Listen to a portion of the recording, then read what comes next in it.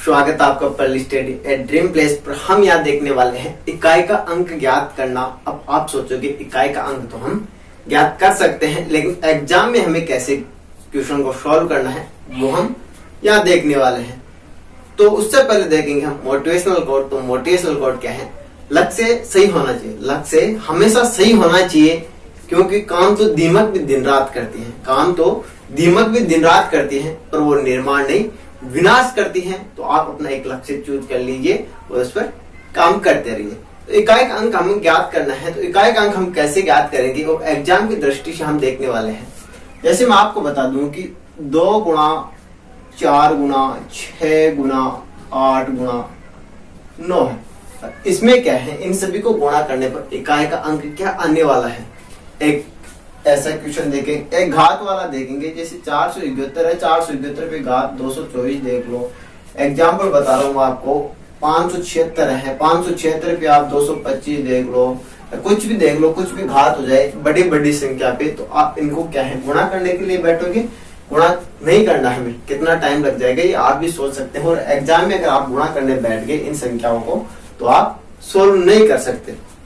तो हम कैसे सोल्व करेंगे इनको? एक हमारे पास बहुत ही शानदार ट्रिक है। क्या है? बहुत ही शानदार ट्रिक है। उससे हम इसको सोल्व करने वाले हैं, ताकि क्या हो जाए, फटाफट सोल्व हो जाए।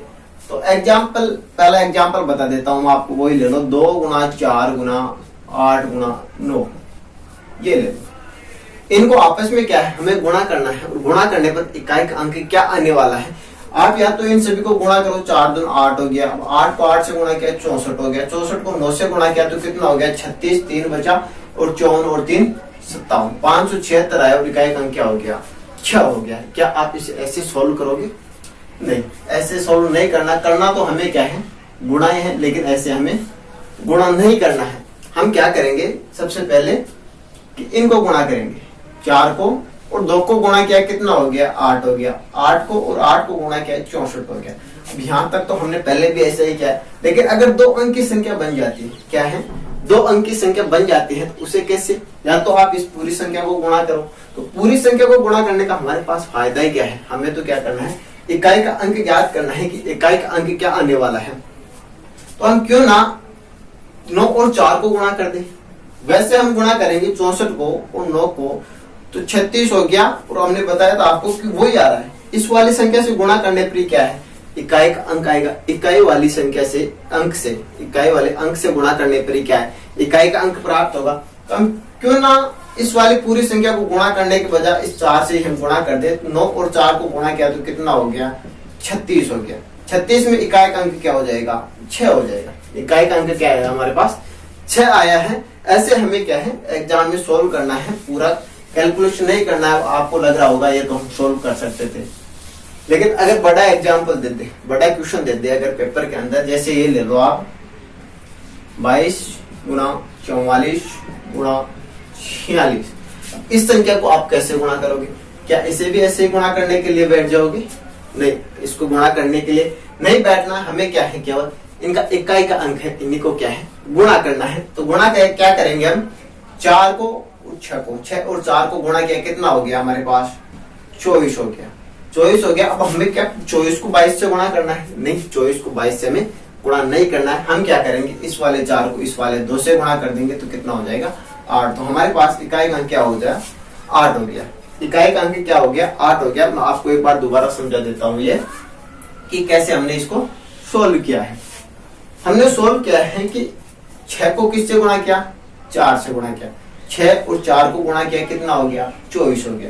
अब 24 को या तो आप 22 से गुणा करो, लेकिन हमें क्या है इकाई का अंक ही चाहिए, हमें पूरा सोल्व नहीं करना है। तो हम क्या करेंगे, इस वाले 4 को क्या है इस वाले 2 से गुणा कर देंगे तो क्या हो जाएगा हमारे पास, 4 दूनी 8 हो जाएगा। और इकाई का अंक क्या हो जाएगा इसका, 8 हो जाएगा। अब आप सोच रहे हो, आपको मैं एक एग्जाम्पल बता देता हूँ। जैसे आप गुणा करने के लिए बैठ जाओ, इससे पहले मैं आपको बता दूं, आपको ज्ञात होना चाहिए कि जीरो का निर्माण कब होता है। जीरो का निर्माण कब होता है, किस किस संख्या को आप कैसे गुणा करोगे ताकि क्या हो जाए, जीरो का निर्माण हो जाए। तो आप हमेशा देखो, 2 और 5 को गुणा करते हो तो कितना आता है, 10 आता है। 2 और 5 को गुणा करते हैं तो कितना आता है हमारे पास, 10 आता है। 4 और 5 को गुणा करते हैं तो कितना आता है, 20 आता है।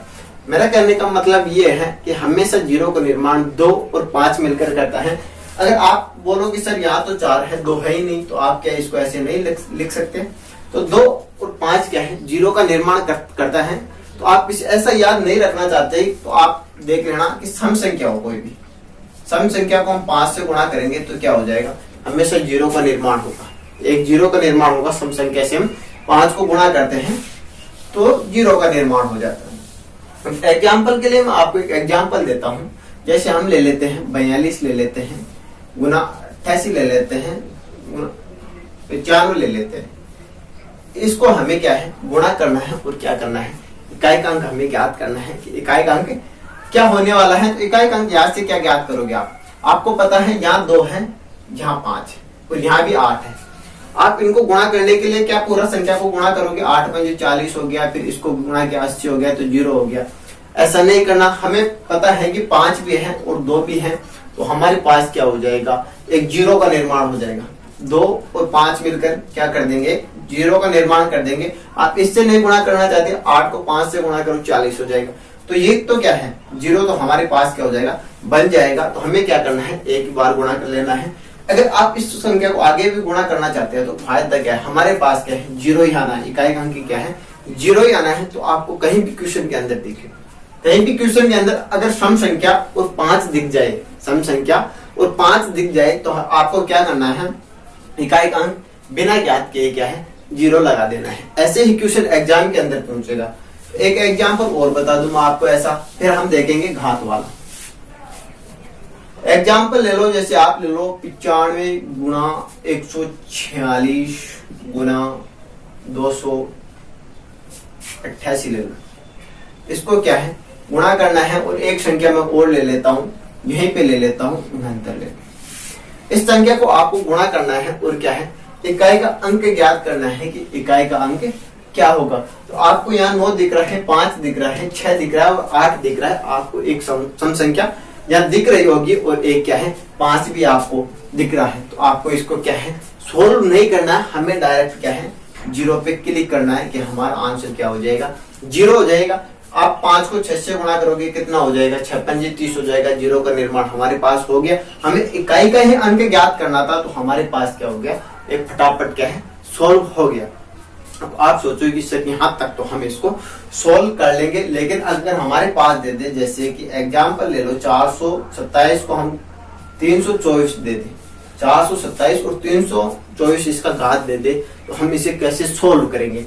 अगर ऐसा दे दे तो हम क्या इसको भी गुणा करने के लिए बैठ जाएंगे, इसको भी गुणा करने के लिए क्या हम बैठ जाएंगे, नहीं, हमें ऐसा नहीं करना है। एग्जाम्पल हम आपको और बता देते हैं। एग्जाम्पल के लिए जैसे वही ले लो, 427 का घात कितना है, 427 का घात कितना है, 300, हमने 324 आपको बताया। इसको आपको सोल्व करना है और इसमें क्या है, एक इकाई का अंक निकालना है। या तो आप इसको ऐसे निकालो भाई, 427 गुणा 427 और आप इसको क्या है 324 बार लिखो और फिर क्या है इसको गुणा करो। आपको क्या है, एक क्वेश्चन ही सोल्व हो पाएगा मेरे हिसाब से, अगर हो जाए तो एग्जाम के अंदर। तो आपको ऐसा नहीं करना है, आपको करना क्या है, 324 में क्या है, 324 के अंदर क्या है, 4 का भाग देना है। जो भी इसका घात है उसमें क्या करेंगे हम, यहाँ घात 324 दे रखा है तो 4 का भाग देंगे। अगर घात जो भी हो हमारे पास, घात कुछ भी हो, उसमें क्या है 4 का भाग देना है और जो शेषफल बचता है हम भाग दे देते हैं। यहाँ क्या है, 4 8 81 हो गया। अब हमारे पास क्या है, शेषफल क्या बच रहा है, 0। शेषफल क्या बच रहा है हमारे पास, 0 बच रहा है। तो अब क्या करेंगे, क्या इकाई का अंक 0 होगा, नहीं, इकाई का अंक यहाँ 0 नहीं होगा। इकाई का अंक क्या होगा, यहाँ इकाई का अंक क्या है हमारे पास, 7 है। शेषफल क्या है, 0 आया, 0 आता है अगर शेषफल, तो आपको क्या करना है, यहाँ 4 रखना है। क्या रखना है, 4 रखना है। और 7 की घात 4 हो गया। क्या आप इसे तो गुणा कर सकते हैं, इसे आप गुणा कर सकते हैं, 7 गुणा 7 गुणा 7 गुणा 7। अब बताओ, या तो आप इसको गुणा करते हैं और अब आपको ये गुणा करना है। इजी कौन सा है, इजी कौन सा है, तो आप देख सकते हैं 7 को गुणा किया 49 हो गया, फिर 9 को 7 से कर लेंगे कितना हो गया, 63 हो गया, फिर 7 को 1 से 21 हो गया। इकाई का अंक क्या हो गया हमारे पास, 1 हो गया। इकाई का अंक क्या हो गया हमारे पास, इसको सोल्व करते हैं तो 1 आता है। क्या आ जाता है, इकाई का अंक हमारे पास 1 आ जाता है। आप इसको कितना इजी तरीके से आप सोल्व कर चुके हैं ये आप देख सकते हैं कि फटाफट आपने निकाल लिया है कि आपको 7 के पावर 4 करना था, 832 1 और शेषफल 0 बचा, 4 रखना था। अब आपके पास अगर शेषफल कुछ और बच जाए, शेषफल कुछ और बच जाए तो आप कैसे सोल्व करेंगे कि अगर यहाँ तो शेषफल 0 बचा था, हमने क्या रख दिया था, 4 रख दिया था। अब आपको शेषफल के लिए जैसे मैं एक एग्जांपल बता देता हूँ, एग्जांपल मैं आपके लिए लिख के लाया हूँ। जैसे 431 का घात कितना है, 431 का घात 2013 है और 205 का घात कितना है,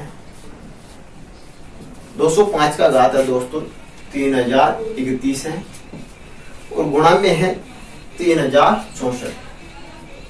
3064 का घात कितना दे रखा है, इसने 4064 दे रखा है, 4064 दे रखा है। अब क्या आप इसको भी गुणा करने के लिए बैठ जाओगे, क्या आप इसे गुणा करने के लिए बैठोगे? आपको दिख रहा है कि यहाँ भाग देने की आपको कहाँ जरूरत पड़ रही है? क्या आपको लगता है यहाँ भी हमें भाग देना चाहिए? नहीं, हमें भाग देने की यहाँ कोई जरूरत ही नहीं पड़ रही। क्यों? क्योंकि हमारे पास 5 भी है और एक सम संख्या भी है, 5 भी है और एक सम संख्या भी है, तो हमारा सीधा ही आंसर 0 आने वाला है ना। क्यों हम इतना मेहनत करें, क्यों अपना टाइम खराब करें कि इसमें भाग दे, इसमें भाग दे, इसमें भाग दे। इससे अच्छा है हमारे पास 5 और 4 है, 0 का निर्माण होगा, इकाई का अंक क्या हो जाएगा, 0 ही हो जाएगा। एक एग्जाम्पल और बता देता हूं मैं आपको। जैसे आपके लिए है 463 का घात 512 है, 463 का घात 514 ले लो ताकि क्या हो जाए, हमारे पास शेषफल बच जाए। 463 का घात हम ले लेते हैं 514 ले लेते हैं। अब इसमें क्या होगा, इकाई का अंक क्या होगा आपको ये ज्ञात करना है। तो हमने आपको बताया घात में क्या है, 4 का भाग देना है। घात में क्या है, 4 का भाग देना है। घात क्या है, 514 है, इसमें 4 का भाग देंगे कितना हो जाएगा, 4 1 हो गया, बचा कितना 1, 4 दूना 8 3 4 4 अंटा 32। शेषफल कितना बचता है हमारे पास, 2 बचता है। शेषफल कितना बचता है हमारे पास, इसमें शेषफल 2 बचता है। तो 2 को क्या करेंगे हम, जो इसका इकाई का अंक है, संख्या का इकाई का अंक क्या है 3 है, इसके ऊपर क्या है यहाँ रख देंगे। आपको करना क्या है कि हमेशा इकाई का अंक, पहले तो संख्या का इकाई का अंक ले लो और जो उस पर घात है, जो उस पर घात है उसमें क्या है 4 का भाग दे दो। 4 का भाग देने के बाद में क्या है, जो हमारे पास शेषफल बचता है, शेषफल बचता है उसको घात के ऊपर रख दो। अगर शेषफल 0 बचता है, जो हमने आपको पिछले एग्जाम्पल के अंदर बताया है, तो वहां क्या करना है, आपको 4 रखना है। अगर शेषफल 0 बचता है तो घात क्या है, इकाई के अंक पर 4 रखना है। और जो शेषफल बचता है अगर कुछ हमारे पास, तो उसको क्या हम यही रख देंगे। तो 3 का पावर 2 हो गया, इसे हम 3 गुणा 3 लिख सकते हैं। तो इकाई का अंक क्या हो जाएगा, 9 हो जाएगा। हमारे पास इकाई का अंक क्या है, 9 हो जाएगा। आप इस एग्जाम्पल को आप कैसे सोल्व करेंगे, या तो इसमें आप 4 का भाग दे दो और जो हमारे पास शेषफल बचता है वो इनके इकाई के अंक के ऊपर रख दो घात लगा के, और इसे सोल्व कर लो। एक दूसरा एग्जाम्पल क्या है, अगर आपके पास इकाई का अंक 1 है, घात चाहे कुछ भी हो, इकाई के अंक पर घात चाहे 2 1 है, 1 पर चाहे घात 5 हो, 1000 हो, करोड़ हो, कुछ भी हो, तो क्या आने वाला है, 1 ही आने वाला है। फिर आपके पास 256 है, 256 का घात दे रखा है 4053। आप 6 का घात कुछ भी रख लो, 6 का घात कुछ भी रख लो, इकाई का अंक क्या है, आपस में गुणा करने पर क्या बनने वाला है, 6 ही बनने वाला है। तो क्या है, यहाँ भी 6 आ जाएगा और गुणा में अगर 1 है, फिर 1 आ गया तो क्या हो गया, 1 ही रह जाएगा। तो इसको गुणा करते हैं तो इकाई का अंक क्या आता है, 6 हमारे पास इकाई का अंक आ जाता है। अगर यहाँ प्लस दे रखा होता तो हम उनको प्लस करते, अगर माइनस दे रखा होता तो इनको क्या हम माइनस करते। तो आप इसे कैसे सोल्व कर सकते हैं, ये कैसे याद रखना है। अगर एक आपके पास अगर इकाई का अंक 0 हो, 1 हो, 5 हो और 6 हो, किसी भी संख्या के अगर इकाई का अंक क्या है, 0 हो, 1 हो, 5 हो और 6 हो, आप इसका इकाई का अंक, इस पर चाहे घात कुछ भी हो, उनका इकाई का अंक क्या है, वही रहने वाला है। इकाई का अंक क्या है, वही रहने वाला है। अगर आपको इसमें और भी एग्जाम्पल चाहिए जिसमें आप प्लस वाला चाहिए, माइनस वाला चाहिए, भाग वाला चाहिए, तो आप हमें कमेंट बॉक्स में जरूर बताइए। और अगर आपको ये ट्रिक पसंद आती है तो आप इसे शेयर कीजिएगा, लाइक कीजिएगा, और अगर अभी तक चैनल को सब्सक्राइब नहीं किया है तो सब्सक्राइब कर लीजिए, आप ही का परिवार है। जय हिंद दोस्तों, फिर मिलते हैं नेक्स्ट वीडियो के।